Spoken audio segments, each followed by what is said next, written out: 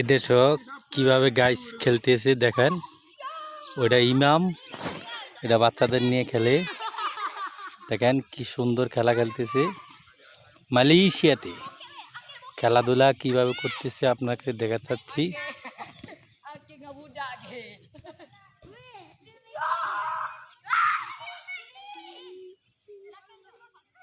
Football আমার প্রিয় খেলা, ঠিক আছে। ওই খেলা আমি খেলতাম আগে ছোটকালে, এখন আমি খেলি না, এখন থুরিং হয়ে গেছে।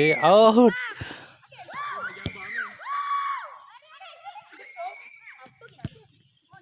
গোল! নো!